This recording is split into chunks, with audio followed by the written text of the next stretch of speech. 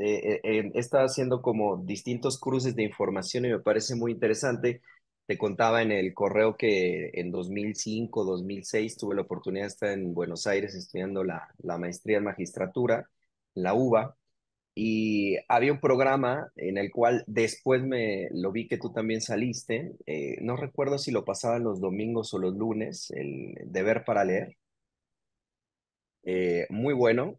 Eh, Ahí tuve un contacto directo con una recomendación con Ricardo Piglia y me hice muy, muy fanático de Piglia. Eh, Ah, y después, viendo algunos programas de Piglia, fue cuando te vi y empecé a comprar ahí los textos tuyos y me parecieron muy interesantes algunas ideas que tienes, sobre todo este texto que no fue diseñado como texto, de una conversación que tuviste, si no recuerdo, si no mal recuerdo, en Madrid, de fallar otra vez. sí. Y de ahí me vino esa intención de buscarte para ver tu opinión. Eh, Te cuento, hace tiempo ahí justo en Argentina, con el doctor Carlos María Cárcova, que no sé si por ahí lo has escuchado, ya falleció lamentablemente hace un año y medio más o menos.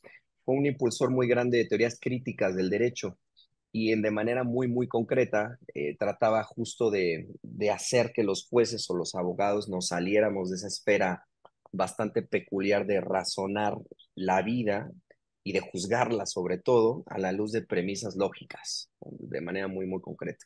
Y él trató de incorporar todo un bagaje de ver al derecho como un discurso. Y de ahí entonces la literatura. Y escuchando algunas entrevistas con Piglia, Piglia también lo recordarás, decía que la literatura es el lugar donde el otro habla, ¿no? Y hacía referencia a Rodolfo Walsh. Y leyéndote en este texto y también escuchándote en esa entrevista, justo tú mencionabas esta parte del fallar, pero sobre todo también decías que esta parte de la literatura o la literatura es la única que puede dar cuenta de la existencia y de la verdad del sujeto. Y ahí es donde quiero como pedirte cómo tú lo puedes observar, de cómo se puede entrar en el ámbito del razonamiento de los abogados o de los jueces, o cómo se puede utilizar la literatura, y es que es viable utilizarla, para justo que estén inmersos en ella o que estén inmersos en la dinámica del otro, porque no sé realmente en muchas ocasiones qué es lo que terminan viendo los jueces, ministros, etcétera. Pues quería inicialmente, pues, preguntarte eso, ¿qué papel podría jugar la literatura en ello?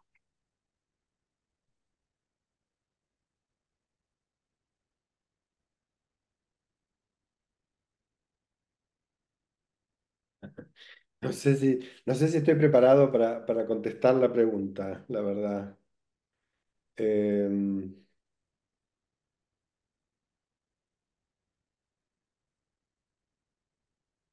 o sea, podría contestarte algo que quizá tenga validez, si tiene alguna validez, para cualquier sujeto, creo, en el sentido de que yo diría que la literatura es una experiencia que eh,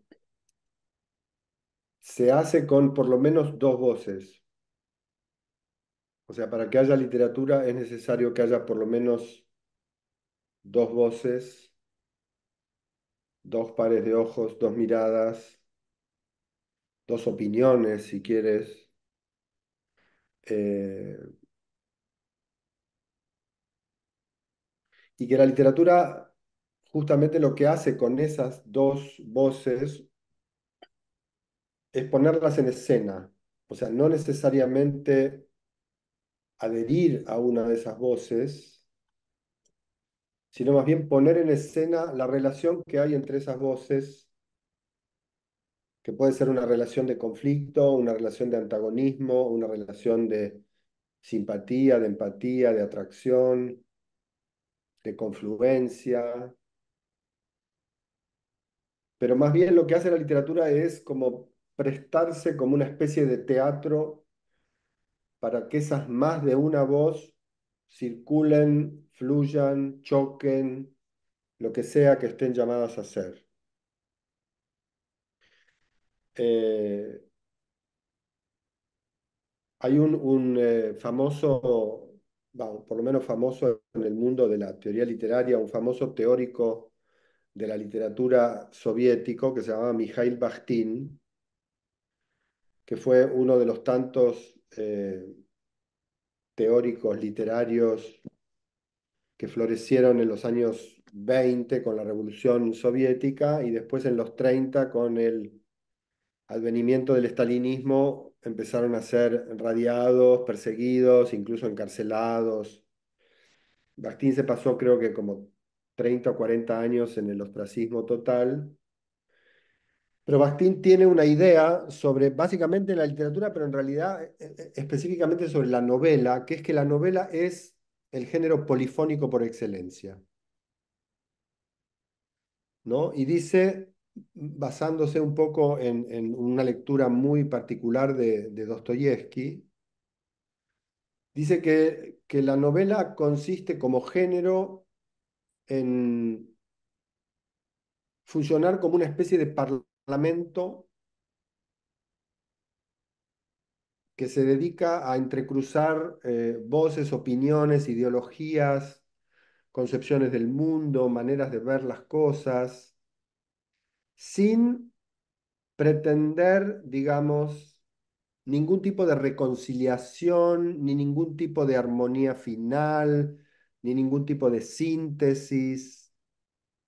O sea, en ese sentido, la novela, y uno podría pensar la literatura, no tiene ninguna pretensión de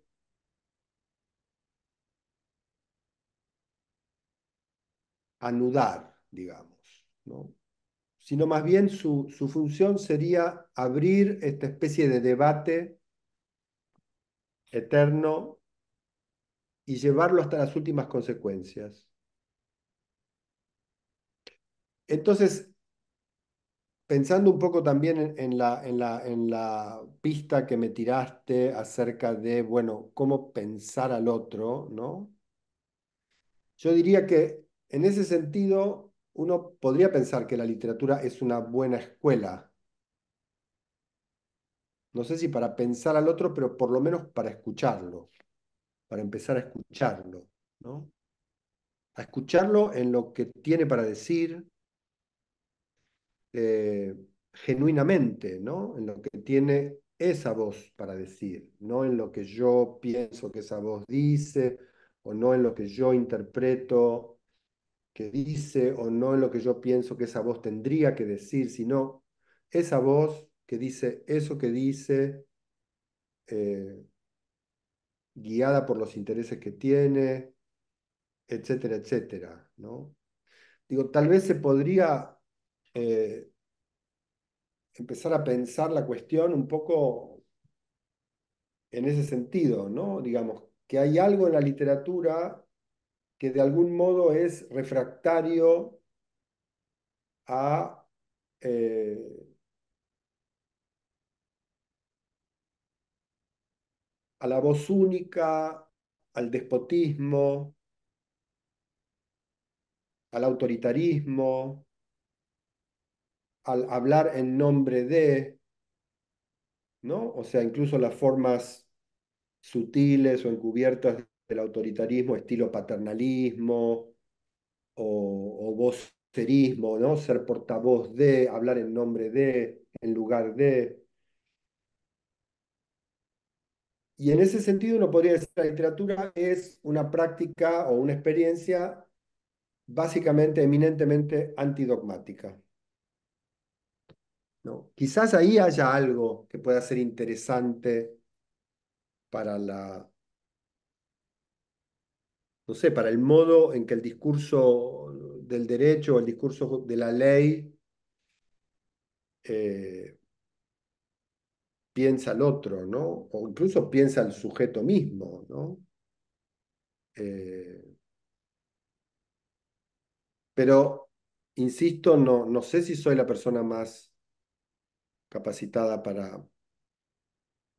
para contestar eso. O sea, la verdad que el mundo de la ley es un mundo que me resulta eh, más bien enigmático, ¿no? O opaco. Entiendo que es una dimensión esencial, digamos, en el sentido de que no hay nada que quiera perdurar, digamos, que pueda darse el lujo de no pasar por la ley. Eh, pero ante la ley me siento yo un poco como el personaje del cuento de Kafka, ¿no? Ante la ley, como el campesino que va, se presenta ante la ley y nunca puede entrar, ¿no? Aparte un texto pequeñito, ¿no? Sí, Kafka creo que es un buen referente de un crítico importante hacia lo que implica el derecho. Y justo me quedo pensando en esto que comentas, porque hay una idea como muy marcada en el derecho, en donde se parte de esta relación de el sujeto con el objeto, donde se piensa que el juez tiene esta posibilidad de realmente descubrir lo que está ahí, como si hubiera una especie de habilidad para poder descifrar, develar esa esencia que espera a ese intérprete. Y lo que afortunadamente hace muchos años, desde los 60, insisto, con las teorías críticas, se viene impulsando, aunque pues son esfuerzos pequeños, es devolverle al papel protagonista del intérprete, el intérprete como aquel que en lugar de develar algo, construye diferentes realidades. Y siempre me quedé como impactado con esa frase o recuerdo que hacía Piglia de Walsh, donde narra que va en si no recuerdo, en el subte y que le acaban de informar, también si no mal recuerdo, que su hija muere Sí, a van manos de de matar. exacto, de los milicos. Y donde ve a alguien que está pues con mucha pesadumbre y dice, ese es el estado que yo tengo, ¿no? Es el otro, es el que está hablando por mí. Y justo todavía no lo tengo por demás claro y no sé si eso entre en algún momento o lo pueda alcanzar, tomando también tus referencias de lo que implica el fallar, pero sí en este acercamiento de esa literatura, como bien lo dijiste hace rato, donde pueda hacer algo distinto frente a esa voz única que tiene ese juez, que no tiene esa preparación, ¿no? Esa parte creo que puede ser muy interesante de darle a conocer esos otros matices. Incluso, por ejemplo, Miller, este yerno de Lacan, también tuve la suerte de ahí en la UBA, presentó un libro que intituló como ¿A quién mata el asesino? Por parte de dos psiquiatras argentinos, muy bueno, en donde justo trataba de hacer verle al mundo del derecho, de los abogados, que lo humano es una parte como tal, que lo monstruoso, perdón, es una parte inherente del humano. Y Mm. tú también lo mencionabas en alguna entrevista que diste. Entonces, ¿esa parte crees que pueda ser viable como un método educativo o un método de formación hacia todo lo que implica el mundo jurídico? La monstruosidad. Entrarle a esos temas, que se sepa que incluso el propio juez, decía Miller, es un pequeño monstruo fascinado. Así decía que eran los jueces. ¿Te parece que puede ser viable el entrar de lleno a ese tipo de pedagogía o ese tipo de enseñanza? Bueno, me parece que la ley está todo el tiempo, ¿no? En contacto con la monstruosidad. Eh, Me parece que incluso el derecho es una instancia muy constitutiva de monstruosidad, ¿no? En el sentido de que, del mismo modo en que la ley psiquiátrica es constitutiva de monstruosidad, del mismo modo en que la ley médica es constitutiva de monstruosidad, o sea, muchas veces es la ley médica la que constituye un fenómeno X, digamos, que se sale de las normas o que altera los parámetros conocidos, y es la ley médica la que sanciona y determina que tal cosa es una monstruosidad, ¿no? eh, digo, no sé, a fines del siglo XIX, eh, ser homosexual en la Inglaterra victoriana era un delito, ¿no? Oscar Wilde fue preso por eso, ¿no? Entonces quiero decir que para la ley inglesa de 1890, desear o tener comercio carnal con alguien del mismo sexo, creo que en tanto que se era hombre, no sé si la homosexualidad femenina estaba tipificada de la misma manera, pero digo, tener una relación sexual con una persona del mismo sexo era ser un monstruo, en el sentido, digamos, era ser un criminal, ¿no? Supongamos, ¿no? Y sabemos que la palabra criminal muchas veces es sinónimo de la palabra monstruo. eh, o sea, me parece que la ley en realidad básicamente lidia con la monstruosidad en todos sus aspectos, en todos sus matices, en todos sus grados incluso, ¿no? Porque uno podría decir que, bueno, que el delito más eh, pueril, más banal, incluso más disculpable, en tanto que es una infracción a la ley o un desvío de la norma o lo que sea, ya implica eh, como un cierto grado de monstruosidad, ¿no? Es lo mismo que la noción de anormalidad, ¿no? Eh, Siempre es algún tipo de instancia legal la que determina que algo es anómalo, que algo es anormal. Eh, entonces yo creo que si hay alguna instancia social capaz de, o capaz no, pero digamos, que está en contacto con ese mundo, de lo monstruoso, de lo anómalo, de lo desviado, es la instancia de la ley, ¿no? Ahora, ¿cuánta tolerancia hay en esa manera que tiene la ley? ¿O cuánta perspicacia? ¿O cuánto progresismo? O al revés, cuánto fascismo, cuánta intolerancia, cuánto deseo de aniquilar la diferencia hay en esa instancia legal. Bueno, supongo que eso depende de cada sociedad, depende del estado en el que esté la sociedad, del momento político en el que esté esa sociedad, del momento histórico. Eh, no sé, digo, en mi país, por ejemplo, que tiene desde hace 6 meses un presidente fascista, ¿no? Un presidente que dice que el aborto es un homicidio agravado por vínculo, ¿no? Bueno, Milei efectivamente, y todos los juristas, supongo, y todos los eh,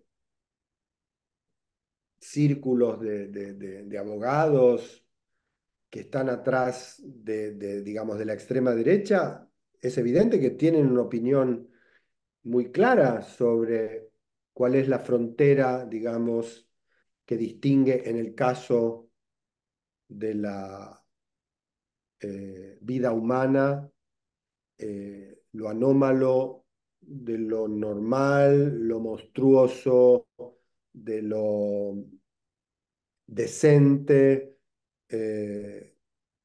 lo criminal de lo legal, ¿no? Eh, entonces yo puedo oponerme radicalmente a lo que piensa mi ley, pero no puedo negar que mi ley, cuando dice eso, y los juristas que lo respaldan también, no puedo negar que mi ley está lidiando con la monstruosidad. El problema es que eh, esa manera de lidiar con la monstruosidad es básicamente, eh, yo diría, como punitiva, ¿no? Lo monstruoso tiene que ser penado, lo monstruoso tiene que ser aislado, lo monstruoso tiene que ser desterrado. No sé, sabemos todos los tratamientos que la ley ha reservado a lo monstruoso a lo largo de los tiempos, ¿no? Digo, todo el trabajo que hizo Foucault sobre la locura tiene que ver con eso, ¿no? E incluso con este Con, texto muy lindo de Pierre River, ¿no? exacto. Eh, Bueno, digamos, Foucault se dedicó a eso, tiene incluso un seminario dedicado a los anormales, ¿no? El concepto de anormalidad eh, es un concepto que siempre le interesó y que le interesó como hasta el final, ¿no? De su vida, cuando ya estaba interesado en otras cosas. Pero eh, sí, me parece que todas nuestras nociones de monstruoso, normal o anormal, normal, están de algún modo determinadas por la ley, o sea, la ley médica, la ley social o la ley de la sociología, digamos, la ley psiquiátrica. eh, no sé, cada vez que el manual de trastornos mentales que se publica en Estados Unidos todos los años, cada vez que ese manual incorpora a su catálogo un nuevo cuadro psiquiátrico, ¿no? Y junto con el nuevo cuadro psiquiátrico, la medicación, los fármacos que lo tratan. De algún modo, lo que está haciendo esa institución psiquiátrica es, una vez más, como organizar una especie de mapa, como mapear el estado mental de una sociedad y decidir eh, qué está mal en esa sociedad y qué no está mal, digamos, ¿no? O sea, a qué segmento poblacional convertir en enfermos, ¿no? So pretexto de que convirtiéndolos en enfermos, esos enfermos se pueden tratar.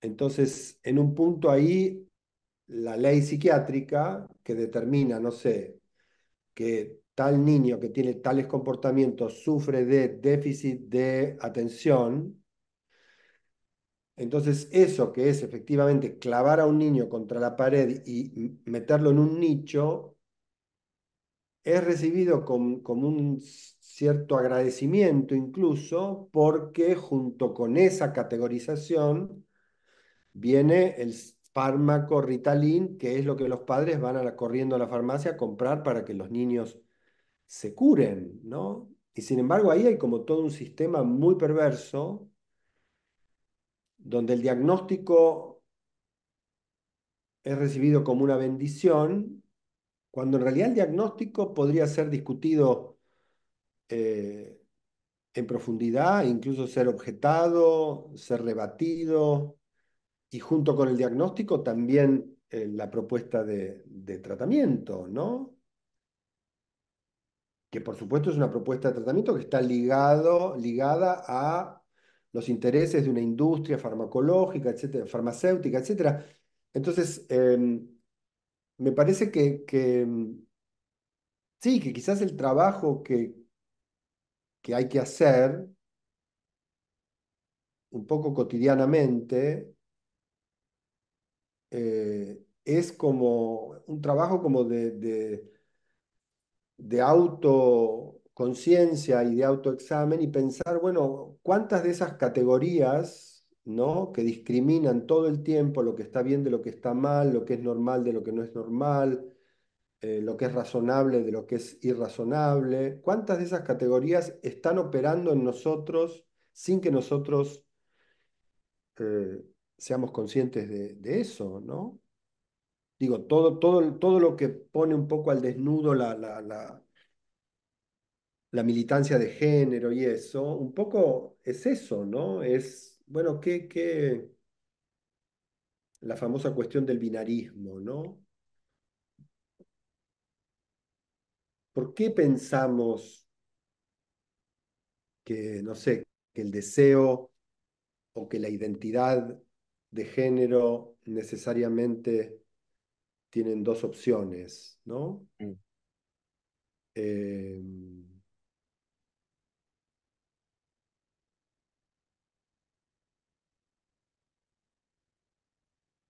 Por lo demás, sabemos que lo monstruoso es algo que, como vos bien decías, y es una especie de enseñanza básica del psicoanálisis, eh, lo monstruoso irriga eh, todos los puntos de del sujeto humano, ¿no? Digo, incluso del sujeto humano que se piensa a sí mismo como un modelo de virtud y un modelo de legalidad y un modelo de transparencia y de pureza y de civilización.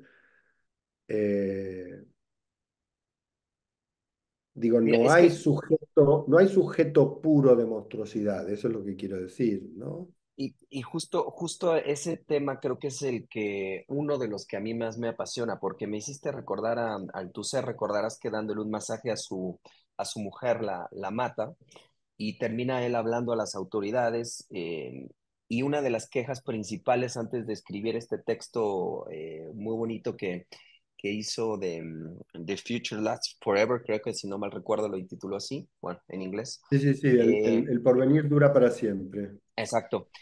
Una de las quejas con el sistema jurídico, decía él, era que no le habían dado voz dentro del entramado legal. O sea, decía, a mí me tacharon de inimputable, no pude expresar. Y creo que ese es uno de los puntos fundamentales que lamentablemente tiene el sistema jurídico, que todo aquello que pertenezca al orden de lo anormal, el juez no permite, digo, denomino juez porque pues es el personaje más taquillero, pero no se permite la entrada de esos otros discursos, de esa Pero normalidad. no se permite en qué sentido decís, porque, bueno, el caso del Tusser es un caso un poco excepcional en la medida en que Althusser era, o sea, un gran prócer de la cultura, de la filosofía francesa y en cierto sentido, no sé, uno podría decir en términos jurídicos que Althusser lo declararon inimputable y psicótico para no meterlo en la cárcel, ¿no? Digamos. O sea, Althusser, si no, podría haber ido a la cárcel por homicidio, ¿no? Y no fue a la cárcel como homicida, sino que fue a un hospital psiquiátrico como psicótico. Pero digo, aún como psicótico, escribió un libro de 500 páginas, como El porvenir dura para siempre, que no se puede decir que no haya tenido lugar en la sociedad francesa. Digo, o sea, no sé muy bien cómo fue el proceso de Althusser, pero me parece, entiendo que en tanto que era un prócer, tuvo un apoyo, digamos, silencioso, pero un apoyo fuerte de personalidades de la cultura francesa, etcétera.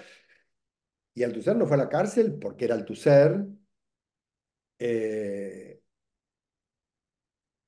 y aún recluido, digamos, apartado de la sociedad, podríamos decir, en la clínica psiquiátrica donde estuvo, escribió un libro y dijo, es un descargo, ¿no? O sea que en un punto Althusser, mal que mal, dio su testimonio y se hizo escuchar, y ese libro que escribió, lo escribió él, ni siquiera lo escribió en esa situación terrible, siempre desventajosa para cualquiera que hable, que es la audiencia legal, ¿no? Ni siquiera estuvo bajo esa presión, o sea, estuvo solo, escribió el texto, contó lo que él consideraba que era su versión de la historia.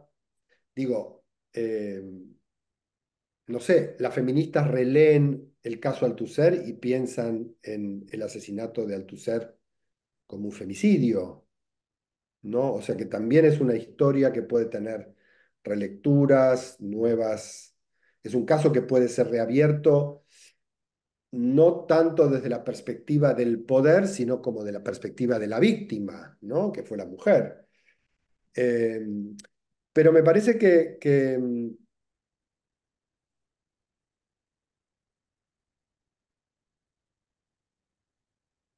sí, por supuesto que los otros siempre son los que tienen problemas para hablar, ¿no? Sobre todo si pensamos que los otros son los que normalmente no tienen, por distintas razones, las condiciones necesarias, no reúnen las condiciones necesarias para que su voz sea legítima en el mercado de las palabras, ¿no? Eh,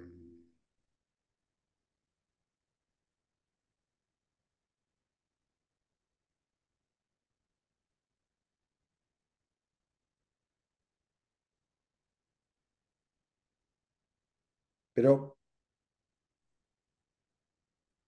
sí, al mismo tiempo,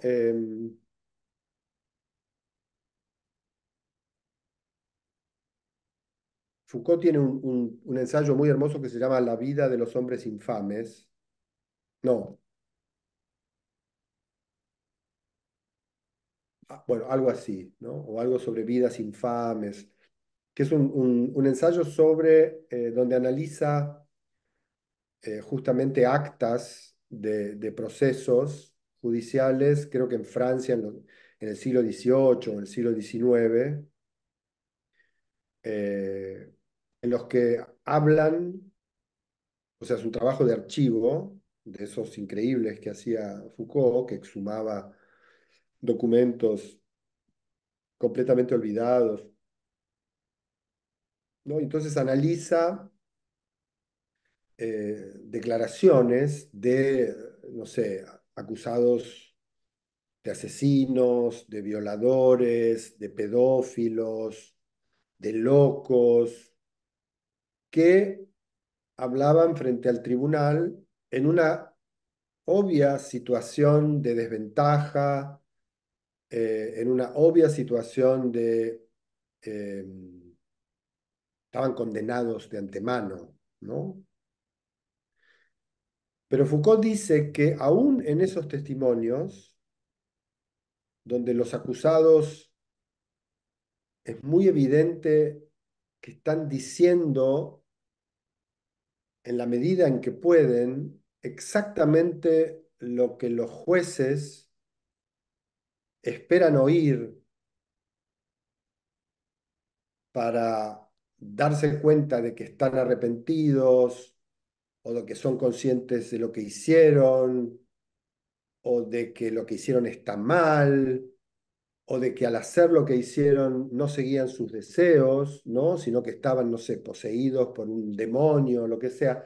Aún en esas condiciones totalmente desfavorables, aún en esas condiciones en las que el sistema legal obliga al que declara a hablar con una voz que no es la propia, Foucault dice, aún en esas condiciones se puede oír la voz de ese sujeto, ¿no? O sea que incluso cuando el poder más se ejerce sobre alguien que no tiene ningún poder, ni siquiera el de elegir las palabras con las que habla para defenderse, aún en esas condiciones uno puede escuchar esas voces abriéndose paso entre líneas en esos testimonios, ¿no? Con lo cual, digamos, ahí lo que hacía Foucault era decir, bueno, es cierto que el poder impide decir, es cierto que el poder obliga a decir de cierta manera, pero al mismo tiempo, y ese es un poco es una ilustración de la famosa máxima de Foucault, que es donde hay poder, hay resistencia, ¿no? O sea que no hay manera de imaginar realmente un poder absolutamente omnipotente, ¿no? Sino que ahí donde hay ejercicio de poder hay un cierto ejercicio de resistencia. Dice, bueno, la resistencia sería eso, ¿no? Que esas voces de dominados, de subalternos, de condenados de antemano, de pobres, de marginados, etcétera, esas voces, aún en esas condiciones de total sumisión, pueden de algún modo articular, según Foucault, yo soy esto, este es mi deseo, esta es mi visión del mundo, esto es lo que yo quiero, estoy contra esto, etcétera, etcétera, ¿no? Entonces, Yo creo que uno oscila todo el tiempo entre la posición medio Kafka de soy un insecto en las manos de la ley, ¿no? No puedo nada con la ley, no entiendo nada de la ley. Un poco como lo que pasa ahora ya, no tanto quizá con la ley, con el derecho, sino con la economía, ¿no? Como Mm. un mundo opaco, del que entienden algunos pocos especialistas, muy difícil de seguir, Y que en el que es muy... curiosamente, Alan, las nuevas escuelas del derecho tienden a los legal economics. Ah, Está buenísimo este enlace que nombras. O sea, de por sí era sí, complejo el derecho y ahora se le añade otra complejidad. claro. Bueno, yo creo que decía que uno oscila entre esa imagen de la ley y de la relación que uno tiene con la ley, uno como sujeto civil, no sé, de la ley, y la otra visión, la otra imagen que es un poquito más Foucaultiana, un poquito más compleja, más interesante, más dialéctica, que es, bueno, es cierto, ¿no? En un punto somos pigmeos a merced de la ley, pero también es cierto que si la ley se ejerce sobre nosotros, nosotros también podemos ejercer, si es que no ejercemos siempre, algún tipo de contrapoder, ¿no? Por más que sea minúsculo, minoritario, inofensivo, etcétera, ¿no? Hace poco leí a un sociólogo francés que se llama Geoffroy de Lagasnerie, que es un chico joven, digamos, de unos 35 años, 40 años, que es muy como un intelectual del grupo de Mélenchon, ¿no? De la Francia insumisa, que es interesante el caso de él porque es un chico joven, es un sociólogo formado con Pierre Bourdieu, que fue un gran sociólogo, como el más grande sociólogo francés, como de los años 60 para acá, que ya murió hace unos 10 años. Y el tipo tiene un libro que se llama Hay que desconfiar de Kafka.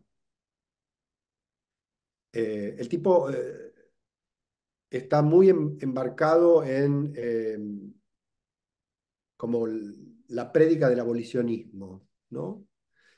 Entonces él dice, bueno, todos reconocemos en Kafka un gran escritor y todos reconocemos las intuiciones que tuvo Kafka como escritor con respecto al funcionamiento de la ley, pero se pregunta él, y es un poco el tema del libro, ¿no hay algo en esa imagen que Kafka nos inoculó con respecto a la ley que primero nos deja totalmente impotentes con respecto a la ley, o sea, nos produce como una cierta impotencia, ¿no? En el sentido político de la palabra, y a la vez, ¿no será que esa imagen de la ley que nos dejó Kafka es falsa? En el sentido de que él dice, podemos saber cómo funciona la ley si queremos, podemos seguir la dinámica de un proceso legal si queremos, podemos averiguar por qué fallan los jueces como fallan, ¿no? Digo, esa imagen de que la ley es opaca, empieza a interrogar eso, ¿no? Por supuesto, su postura es una postura muy de militante político, en el sentido de que lo que dice es no tanto que Kafka estaba equivocado, como más bien que Kafka, o que la herencia kafkiana, ¿no? En términos muy vulgares, como lo que Kafka dejó en el sentido común, con el proceso, etcétera, es no podemos meternos con la ley, ¿no? Y por supuesto, de la Ganerí dice, bueno, eso favorece a los que quieren mantener la ley tal como está, ¿no? O sea, si uno dice la ley es opaca, ok, uno reconoce que es un problema, pero al mismo tiempo reconoce que uno no puede nada con ese problema, ¿no? Como que de ese problema se ocupan, digamos, lo mismo que se podría decir de la economía, ¿no? Si uno dice la economía es algo completamente incomprensible, bueno, entonces esto queda, Claro, no sé, para la escuela de Chicago, esto queda para, ¿no? Para los ministros de economía, esto queda para el G7, no sé. Y nosotros somos como víctimas, ¿no? Pero es interesante, digo, no sé muy bien, no leí el libro, pero digo, me pareció interesante la idea como de, sí, ¿cuáles son las imágenes que tienen las personas comunes que nunca pisaron un tribunal, que nunca tuvieron ningún problema legal, que nunca ni siquiera contrataron a un abogado para nada? ¿Cuál es la imagen que uno tiene de la ley, ¿no? ¿Qué es la ley? Y yo creo que es cierto que Kafka dejó mucho, hay como un saber sobre la ley muy vago, muy confuso, pero un saber que se maneja con imágenes, que es un poco lo del proceso de Kafka, ¿no? Tocan un día la puerta, abrís la puerta y hay dos personas que te llevan a un tribunal, vos no sabés qué delito cometiste, no sabés qué pena te espera, no sabés si podés defenderte o no. Eh, Y por eso, digamos, como en el imaginario ficcional, digamos, de Hollywood o del cine, ¿no? Más popular, un tópico así clásico, muy estimulante, es el del hombre común, el de la persona común, que en un momento decide dar batalla en el plano de la ley, ¿no? Alguien que no tiene absolutamente ninguna información sobre la ley, no tiene ningún recurso, ninguna competencia, ninguna formación, nada, necesita lidiar con la ley y se mete con la ley, ¿no? Bueno, casos de, por ejemplo, los presos que estudian derecho en la cárcel, por ejemplo. Esa es una cosa genial, ¿no? Muy interesante. Y empiezan a funcionar como abogados dentro de la cárcel para sus compañeros y empiezan a redactar, no sé, a hacer habeas corpus y empiezan a, ¿no? Como la idea de, bueno, la víctima que en vez de decir, ok, no hay manera, ¿no? La ley es demasiado para nosotros, demasiado abstracta, demasiado inalcanzable, demasiado inaccesible, habla en una jerga que jamás aprenderemos. Dice, no, estoy en la cárcel, tengo mucho tiempo, voy a estudiar la ley, ¿no? Como una especie de conversión, de extraña conversión, ¿no? En vez de convertirse al judaísmo, me voy a convertir a la ley. Eh, no sé, pero bueno, nos estamos yendo por las ramas. no, no, está buenísimo porque justo creo que es cierto, cada vez se construyen incluso más canales para hacer del derecho algo más accesible a nivel, por ejemplo, de lengua, ¿no? Pero creo que, y de canales de difusión y de mecanismos para que se pueda accesar a la resolución de conflictos, pero creo que uno de los aspectos que a mí me llama mucho la atención y que tú también lo nombras constantemente es que podría ser un lugar, o no lo sé, el medio legal para poder captar significantes e importantes de las sociedades. Y creo que ahí si no hay un lector, de nueva cuenta, juez o abogado en general, que pueda tener esa mirada para captar conflictos o desde dónde se están generando diferentes prácticas sociales en términos Foucaultianos, nos perdemos de mucho de lo que ocurre en las sociedades, ¿no? Nos perdemos de muchos Mm, relatos, de muchas historias, de entramados, de problemáticas, de lo complejo, que podría ser un buen semillero para hacer algo más, que viene esa pregunta como ¿para qué entonces está el derecho? ¿Cuál es su función? mm.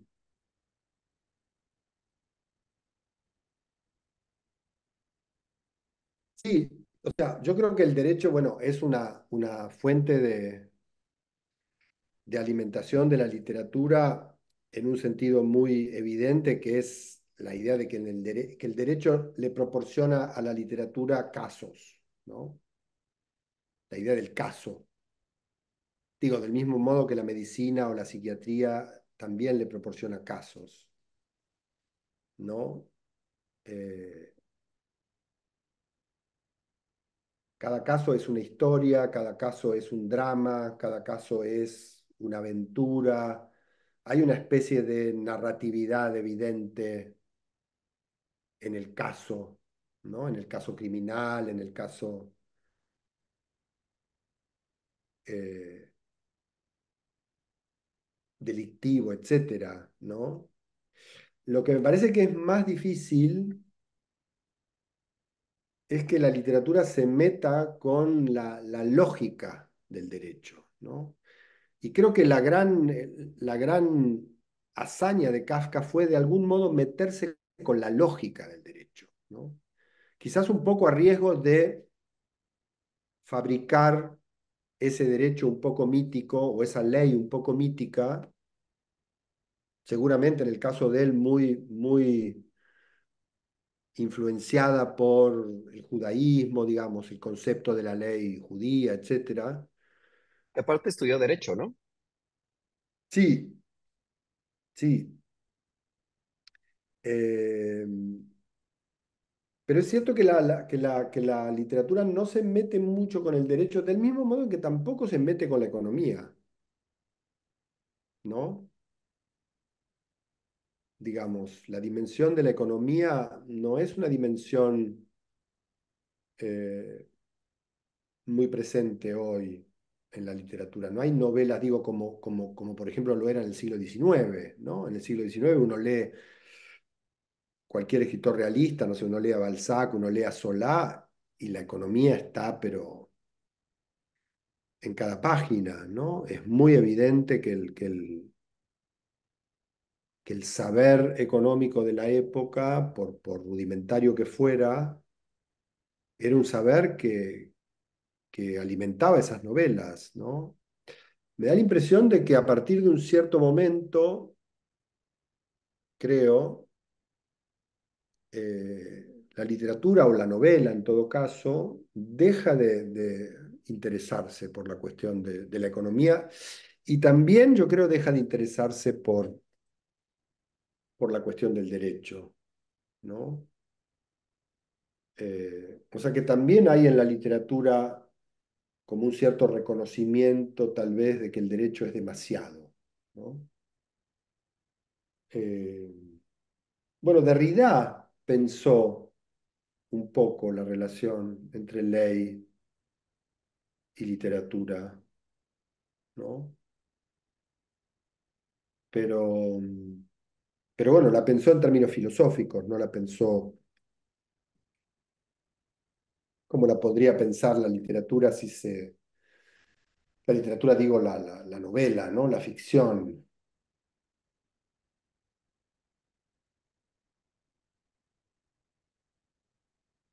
Pero bueno, o sea, no soy un especialista en la cuestión. O sea, seguramente debe haber más de una persona que podría levantarse y objetar todo lo que estoy diciendo, ¿no? Ah, no, está buenísimo. El punto es eso. Oye, querido Alan, y unas dos últimas preguntas para no quitarte más tiempo. Ya en tus textos, después de haber ya escrito bastantes, ¿tienes alguna idea de cuál ha sido el motor o los motores que te han llevado a contar algún tipo de historia? Por ejemplo, esto de la relación con la monstruosidad o la relación con X circunstancia, ¿alcanzas a divisar o a observar algún como motor que te ha llevado a contar cierto tipo de historias?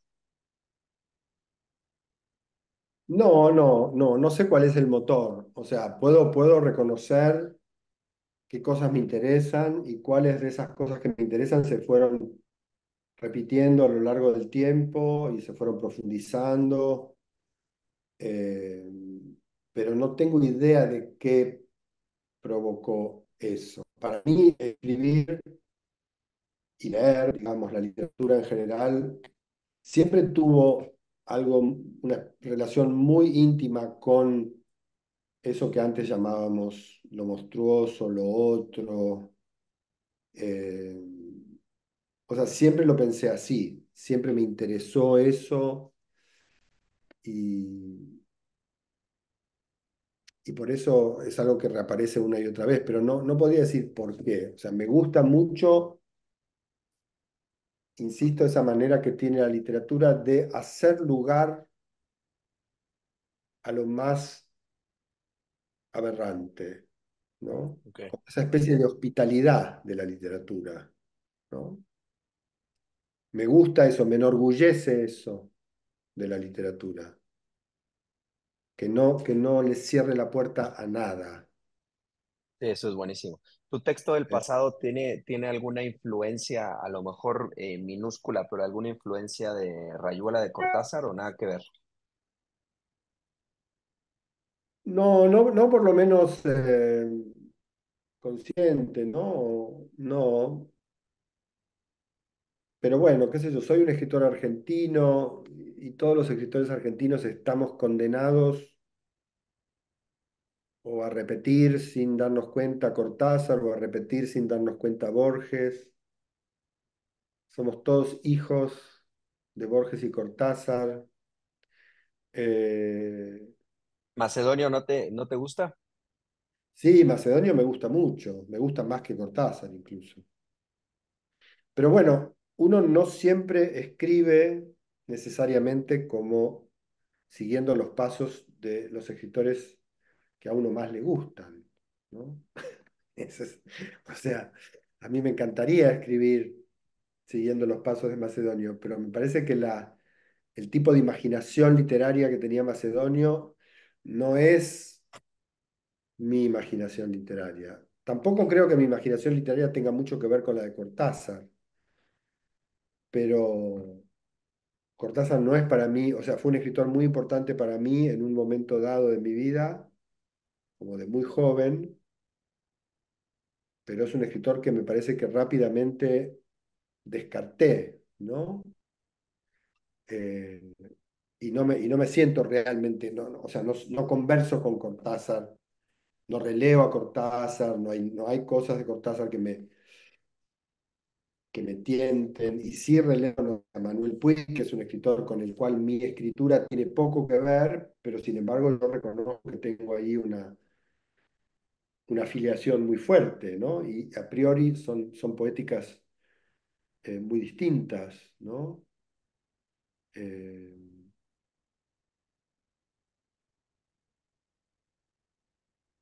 pero bueno, en ese sentido yo creo que no soy la persona tampoco, los escritores no somos las personas más indicadas para decir en relación con qué escribimos lo que escribimos, ¿no? Muchas de esas influencias se producen de una manera muy subterránea, muy inconsciente. Todo lo que uno cree haber olvidado como lector, puede ser que la escritura lo recuerde mucho más que nosotros. La escritura en sí es una memoria y es una memoria que no los escritores dominan a medias siempre, ¿no? ¿Y qué estás Eh, leyendo? ¿Y qué estás leyendo ahora? ¿Qué autor te acercas ahora más? estoy terminando de leer los diarios de Virginia Woolf. Mm.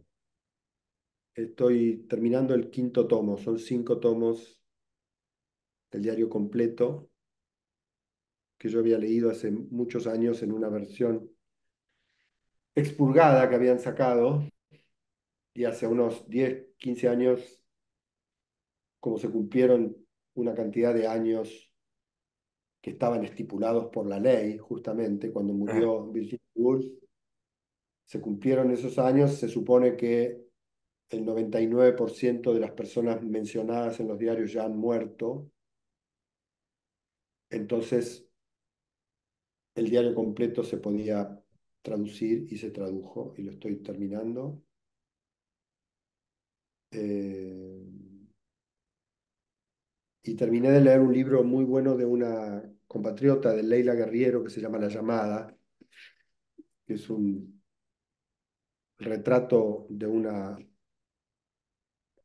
guerrillera argentina que sobrevivió en la Escuela de Mecánica de la Armada eh, y que quedó de algún modo como condenada a esa especie de destino medio espectral que tenían los sobrevivientes de los campos de concentración de la dictadura militar, porque todos los demás creían que si habían sobrevivido era porque habían cantado, ¿no? Porque habían delatado a sus compañeros. Es un libro muy, muy potente que relee la dictadura, la guerrilla y sobre todo la posteridad, digamos, ¿no? Lo que es ser un sobreviviente. Es un libro muy, muy fuerte, muy interesante.